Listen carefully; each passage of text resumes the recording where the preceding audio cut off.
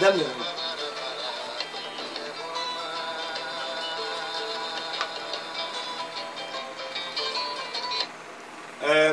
Mbalma Malion, on est clé, on est sous, on est soroma. On est routé qui est choron. Mais au balmagé manga et do dorni, do corrogé, do den, do yere modern, do fa. Tout béba don Mamadou Koulibaly Alliance Marache de Paname. Bon balma on a tate coré, quel côté, comme il y a chaque fois pour quel côté. Mais ni bachou do ibo to ife kana no fa na présence là comment mais si ça kanye fo au be balma malion ko élection chimie bon amoro be mogola amoro be malion là munu ba fait malika avancer munu ba fait malika kanye munu ba fait mali beka foko mali beka fo mali chimie bon au kama on bora ni l'intérieur donc doronu ni dobe ama wele ko Chara Kouyaté Mohamed Danyoro ani Messe Sako no ivoirien mais Mali avec malien fait bon kama on amena comme un collectif de défense de la République du Mali une association de défense de la République du Mali association à Kerera mon ami frère ni apporte parole nere na mayo le comme Mamadou Koulibaly Alliance Marache de Paname la président notre éco Chara Kouyaté vice-président Mohamed Danyoro antergebe ambalma be nama wole Messe Sawale ivoirien mais tellement association njara e ayanga niata ka faranga donc anga bitite foyi on ante kele le fait maliko ina ante kele fait ame mun fait dans chimie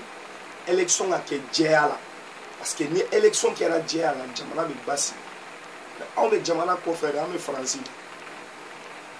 am beba don on na choko na gelea de am belabo malba o gelea c'est un fait ano toro jugu c'est un fait on yanga milon kala na tuma kam na warni on a un français, on y est codo là, on a été sur le terrain. On y est codo là, comme Megaïra, Kafo ni malien, Naman Chogodo, ni malien, Naman Chogodo, Chini, souffle, ou lundi sur ma, quelle est son bon mal. On quelle est, élection pour quelle est, élection pour quelle est sur la Chogod, mais à ce moment-là, dictateur d'offre, nous le pouvoir la binama ou les bois, il est cas. Problème na ibeka qui est un dictateur donc on me tourne là on balma nous même là on te se gansi pour la dje toro jugu meka na uka quand te gofo là o ya mfana ka jamana de la ko ay quoi pour que kaira on a comment façon faire nan association toye am na bo munu ma on la mais on te sarouye ko ante toro tigiye ante fewore ante dongli dalay ante artiste ante gros diplôme tigi fanay ambora en tant qu'un citoyen malien kanarda ke malien ya amu me malla pour le jamana poko aka la jabo sabali de nonte ala re ko akurane kono adama de ni saballa o de kan bo ame mu nyira o malien fait ay sabali kele côté ay kele ko dala démocratie de mu mana munja ita voto les gars présents arrivés à Chara Kouyaté, un bébé particulier là. Peut-être lui supporte Cheikh Mourou Djara, même fleur, peut-être ne veut de la Mohamed Danyoro, peut-être aller vers Ibeka frère. Le bien à choisir, mais autant Bali, pour une association là, qu'on a, pour un béca kangé l'info, ni savoir en ok, ni savoir en ok, ni savoir en ok. Non, on a litito, on a liti béca savoir ok.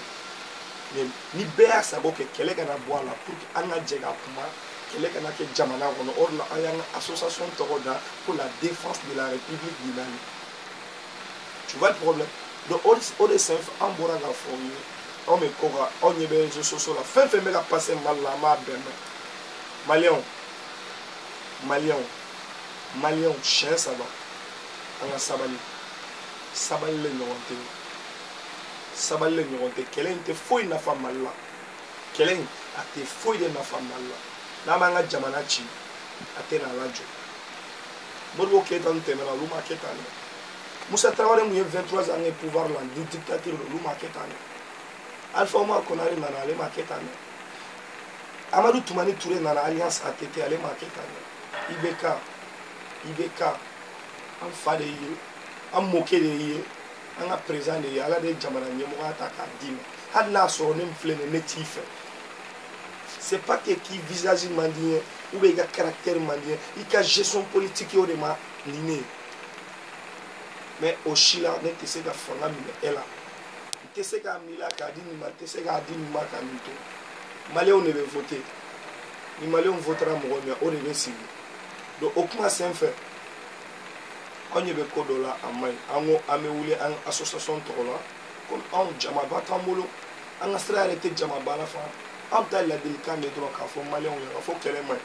ni élection kɛra sini ni résultat bɔra ko mɔgɔ min gagnera hali n'a kɛra IBK a ye san 5 min kɛ n'a ma ɲɛ ni élection bɔra k'a fɔ ko IBK de gagnera an k'a to a bolo siranya tɛ fugariya tɛ dɛlanjuguya tɛ sauf an ka na an ka jamana ci tɔw kana na yɛlɛ an na n'a ye Mali ci o ne filɛ nin ye ne bɛ Faransi yan j'ai un passeport français moi n'a ye Mali ci sisan ni français ou ye ne gɛn sini hali n ka passeport b'u bolo parce que ma wolo yan même si j'ai un passeport français ma wolo Faransi yan u bɛ n bila ka taa Mali la n'u ko k'i bɛ n bila ka taa Mali la ni ne y'a sɔrɔ Mali cilen don so tɛ ne bolo yen taayɔrɔ tɛ n na jigiya tɛ n na n'a ye fan bɛɛ tiɲɛ est-ce que ne bɛ taa jamana jumɛn na ne wolola Mali la ka mɔ yen ne fa wolola Mali la ka mɔ yen ne mɔkɛ wolola Mali la ka mɔ yen ne bɛɛma kulo samaw bɛɛ wolola Mali la ka mɔ yen ne bamuso fɛn bɛɛ a bɛɛ wolola Mali la ka mɔ yen ne ko n'a ye Mali tiɲɛ sisan an b'a tiɲɛ jɔn anw ou bien an b'a tiɲɛ mɔgɔ wɛrɛw de an b'a tiɲɛ anw de parce que anw de ye maliyɛnw anw de jɛra ka Mali sigi anw de jɛra ka bɛn pour que ka président ka na ne tɛ IBK ka fani ye n tɛ Soumaïla ka fani fana ye n tɛ Cheikh Modibo Diarra ka fani ye n tɛ Mohamed Ali Bachir ka fani ye n tɛ ninnu si ka fani ye ne ko anw ma anw maliyɛnw démocratie ko bɛɛ k'i sigi k'i miiri candidat 24 candidat bɛɛ nana ka programme de ni mun ka programme ka di ye ne bolo k'o de bɛ jamana lataga ni vote o ye i bɛ vote o ye ni vote o ye a mana kɛ cogo min na résultat mana an bɛna ye n'a sɔrɔ i ka choix n'o de cayara n'o tigi gagnera k'o de bɛna anw mara pendant 5 ans an b'o respecter que nous sommes des républicains bon o kama k'an ka da laban min k'o ɲɛsin maliyɛn bɛɛ ma k'o ɲɛsin surtout la gouvernement malien k'a fɔ an ye kow ye an ye kow mɛn an ye ko caman ye fana k'a fɔ élection bɛ nalen sini ko sonyɛli bolo dalen don premier ministre yɛrɛ y'a confirmer cɛbilen Dramé ko wayi k'a ye liste min nati k'a donna ta a bɔra ta ko c'est vrai peut-être anw de filila mais an bɛ nɔgɔ bɔ a la bon an kɔni bɛ mun ɲini premier ministre fɛ Soumaïla Boubèye Maïga chef du gouvernement a y'a lajɛ aw ka miiri Mali la aw kana miiri a poche kɔnɔna na aw kana miiri diɲɛ luxe min b'aw bolo aw kana miiri foyi la a ye miiri jamana la k'a fɔ k'aw nana ka dɔw de sɔrɔ olu taara aw y'a ta aw wa aw fana bɛ taa ka aw fana bɛ taa dɔw de bɛ n'a ta aw nɔ la o kama an ka association tɔgɔ la an ka président tɔgɔ la n'o ye Saka Kuyate ani vice président Mohamed Daɲɔgɔn ani ne yɛrɛ Marashi Mamadou Kulubali n'u bɛ wele ko Marashi porte parole de la défense de la République an bɛ bɔ k'a ɲɛfɔ aw ye k'a fɔ kɛlɛko min bɛ Mali la élection ko in na bɛɛ ka hakili sigi an ka sabali an kana Mali ci n'a ye Mali ci bilahi an bɛ nimisa bon o kama minnu bɛ wɔwafo la Facebook ni WhatsApp ni machin na aw bɛɛ ka sabali aw ye maliyɛn cogo min na aw fana ye maliyɛn ten anw ye maliyɛn cogo min na aw fana ye maliyɛn ten peut-être bi a bɛ se ka kɛ idée min b'aw la o t'anw na bi idée min b'anw fana la o t'aw la bi mais o tɛ se ka an bɛɛ bali k'anw tɛ sigi ka kan kelen fɔ parce que jamana y'an bɛɛ de ta ye balima maliyɛnw an ka miiri yanni bi ka se kunu de tɛmɛna dɔw de sara 26 mars la 91 pour que an ka démocratie restaurée IBK kana na démocratie loi violée an y'i deli i ye ko caman kɛ campagne na an ma foyi fɔ parce que jamana min na un état sérieux président sortant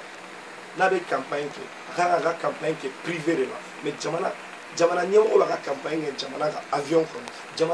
jamana ɲɛmɔgɔ bɛ jamana service mobile bila k'a ka campagne kɛ si c'est pas Mali o bɛ kɛ jamana jumɛn na mais o si la an bɛ kuma an bɛ fɛn bɛɛ fɔ foyi tɛ se ka bɔ la parce que fanga b'aw de bolo bi ala ye fanga d'aw de ma a b'a d'aw ma bi a b'aw de bolo mais aw y'aw miiri ko aw fana bɛ taa dɔw de bɛ na aw nɔ la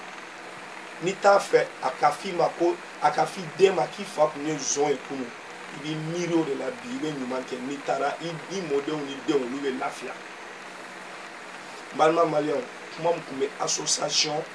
pour la défense de la république anw bolo ni n ka président ni n ka vice président ni porte parole ani an ka membre bɛɛ o tun ye nin de k'a ɲɛfɔ aw ye k'a fɔ an ka sabali an ka sabali an ka sabali sabali le ɲɔgɔn tɛ yen an k'a to yen ni mɔgɔ min gagnera sini an k'o tigi soutenir mais b'a la n'a fɔra sini ko mɔgɔ min gagnera ko dɔgɔnɔ n tɛ sɔn sariya y'a jira ko n tɛ sɔn parce que a ye sonyani kɛ a donna ta a bɔra ta n'a ye vérification kɛ ni sonyani kɛra an b'a tigi ɲaminɛ ni sonyani ma kɛ ko n'a tigi de gagnera an b'o tigi de soutenir an tɛ mɔgɔ kelen si ka kan na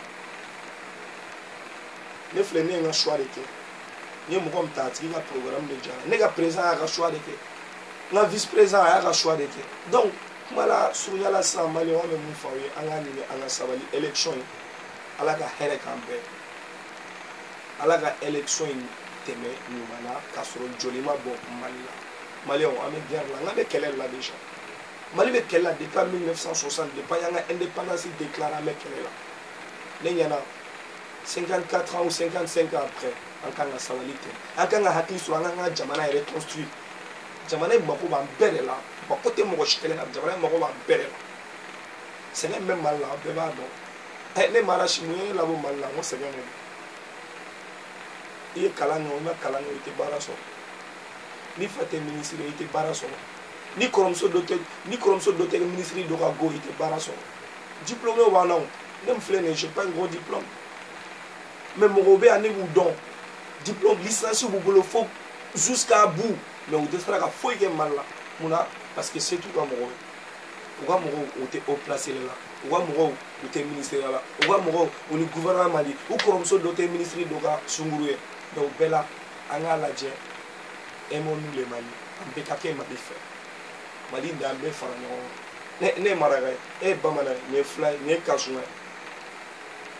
ye mais i ka nationalité la a sɛbɛnnen b'a ka jumɛn a sɛbɛnnen t'a kan k'i ye sonin kɛ dɛ a sɛbɛnnen t'a kan ko i bɛ bɔ kasumaw ka jamana la dɛ a sɛbɛnnen t'a kan k'i bɛ bamananw ka jamana la dɛ a sɛbɛnnen b'a kan la république du Mali un peuple un but une foi o de b'an bɛɛ fara ɲɔgɔn kan o de y'an bɛɛ kɛ kelen maliyɛnw